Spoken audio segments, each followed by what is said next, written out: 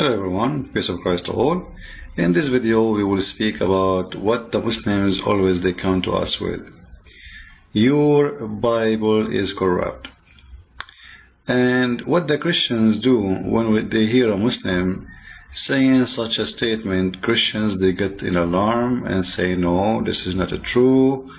And honestly, Christians, you should not do that. Because simply when a Muslim he speak to you, when he say that the Bible is corrupt, do you know he's talking about what? Why you Christians always take an assumption that he is talking about your Bible? He is not. He is talking about the Bible which sent by Allah to a guy, his name is Isa. So he's not talking about your book. So if a Muslim he says to you, the Bible of the Christians is corrupt, you should know that he's talking about the Christians, which is in his book, which is following a guy, his name is Isa. We have no idea who is this guy. And the book which is corrupt is the book which is given from Allah to Isa. Now, honestly, is that my problem? Just to make it simple, I don't want to make it complicated. Abdul, listen to me. You are saying to us that your Allah, He sent the book. And then a bunch of Christians, they screwed your God and changed His book.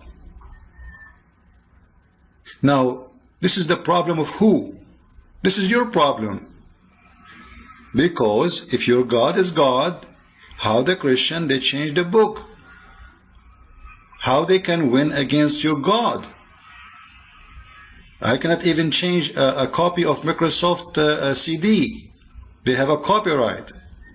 Your God could not even keep one copy? What kind of God He lose?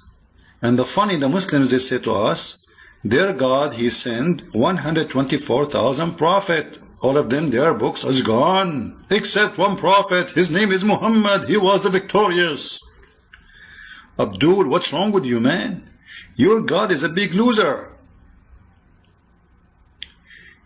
Your Quran say clearly the following. In chapter, as an example, I'm not going to quote all the verses. There's a limited number of stupid verses in the Quran. Chapter 3, verse number 50. If you speak Arabic, you can read in Arabic. If you don't, just choose any translation, which all of them is false anyway. Because Muslims, they will never give you a correct translation in order to protect their religion from being exposed. However, I'm going to use the false translation just to make it more legitimate for the Muslims at least. وَمُصَدِّقًا لِمَا بَيْنَ يَدَيْهِ مِنَ التَّوْرَاةِ How Muhammad he say? He is approving the Quran, saying that Jesus is speaking in the Quran, and he is approving what is between his hands of the Torah. In the same time, we will find different story. This is mean, by the way, you can open the translation, go to Yusuf Ali, let's go to Yusuf Ali, just wait. So people will not say, what are you talking about? We have no idea, we don't understand. Alright. I have come to you to attest the law which was before me, and make lawful for you wherever. So, according to this, Jesus, he is telling the Jews that he received a book, it's called the Gospel. Thank you, Allah. So this is the Gospel of Allah now, is the one later will be gone. Remember, Muslims, when you talk about the Gospel is corrupt, you are talking about the Gospel of your God, Allah, the God of all the Abduls, not our God. So Christian should not defend this story here, because simply this is the Gospel of Allah. And if Allah cannot protect His words, this is His problem, not my problem. Actually, this is enough proof that Allah cannot be God. You see, the Quran itself says, وَلَا مُبَدِّلَ لِكَلَامِ اللَّهِ. Nobody can change the words of Allah. Nobody can change the word of Allah. The Quran says that. And then you want to tell me that Allah, His word change? The Muslim, they will say to you, that verse mean the Quran. Why mean the Quran? It doesn't say the Quran. It says nobody can change the words of Allah. Let me show you the verse. There's a 3 verses speaking specifically that no one can change the words of Allah. And it doesn't say anything about the Quran. Alright? وَلَا مُبَدِّلَ لِكَلِمَاتِ اللَّهِ. Chapter 6, verse number 34. Chapter 6, verse 115. And the chapter 18, verse number 27. And by the way, what kind of God is God? He keep repeating the same verse over and over and over. You know? Anyway, welcome to the Quran.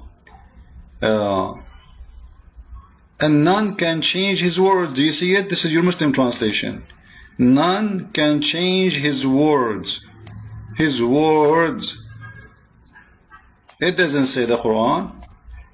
However, let us say for the sake of argument, this is about the Quran. Well, this is very stupid too. Because why Allah decided to protect the Quran? Why He don't say the sentences about the Gospel, the Torah? Does it hurt Him? Why He allowed those books to be corrupt? If it's just an easy word, He can just say, you know, no one can change the word of Allah, and that's it. Nobody can change it.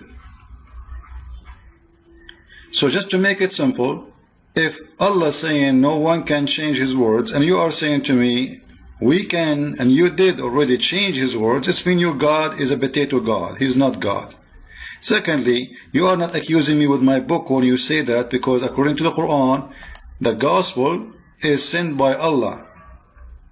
If you're Muslim, you will say to me, no, it's not sent by Allah, it's sent by the God of the Christians. Okay, thank you very much. This is mean you just admitted that Allah is not God. And the one who sent the true gospel is my God, not Allah. So if you accept that this is your God who sent the gospel, and then you accept that, as an example, this verse in here, Jesus saying that He is saying to them, I assure you, I accept what I have between my hands. And He was speaking about what? Speaking about the Torah. But if we go to different verse, we will see the following. In chapter 4, verse number 46, and this one is speaking about the Jews, it says the following. Read with me. Of the Jews, there are those who displace words from their right places. Okay, let us take this, that this has really happened. And the Jews, they displace the words from their right places.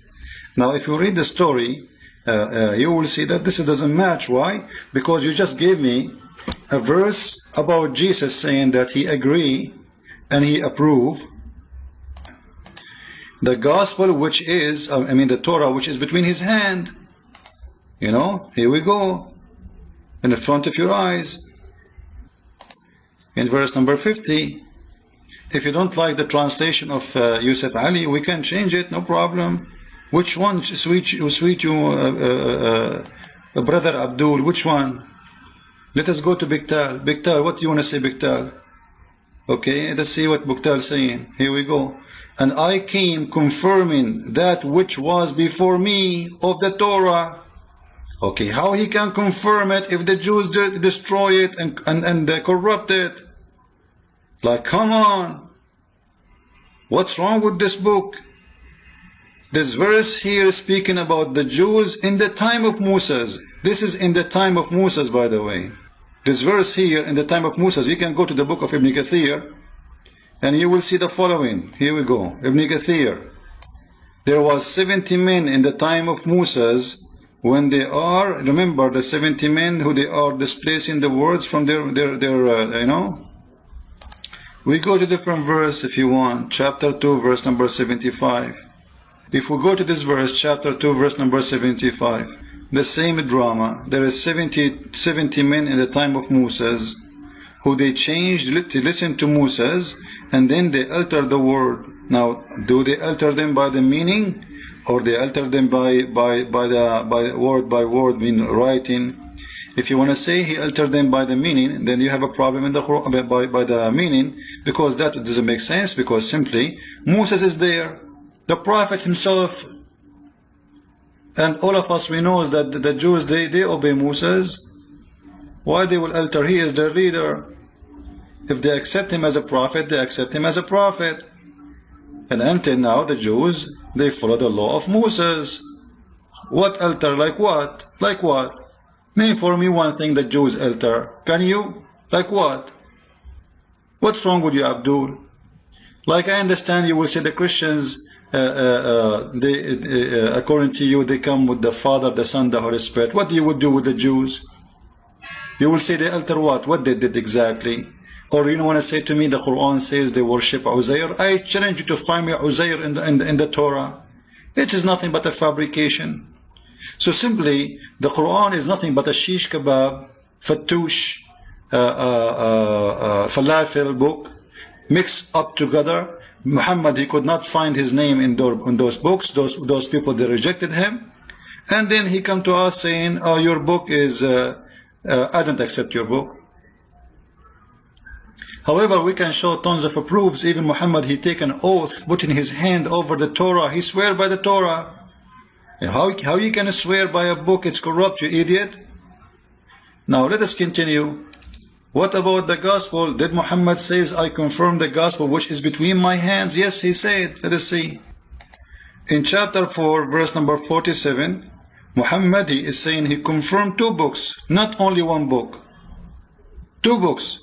The book of the Jews, which mean the Torah, and the gospel of Jesus. You can read any interpretation or translation you want. You see how nice I am? I'm just showing the Abduls one by one. Oh, who you believe, given the book, believe in that which we have revealed, verifying what you have before we alter faces, then turn them back. What is that? Anyone understand? Verifying what you have? How you can verify what you have, what they have, if it's corrupt? It's obviously what you are saying here. It's not corrupt, because you are verifying. Maybe this translation is bad, man. I don't like this translation. Let us go to different translation. Let us see Yusuf Ali. How you doing, Yusuf Ali? He is the best. Abdul Yusuf Ali. Okay. O ye people of the book, believe in what we have now revealed, confirming what was already with you, before we change the face and the name of some of you. He is threatening them. If you don't believe in me, I'm going to make the big pigs and monkeys. However, obviously he did not make any of them pigs and monkeys. It was a false threat, right? He's reminding them as what they said in the Quran about Allah. He made the pigs and the Jews pigs and monkeys.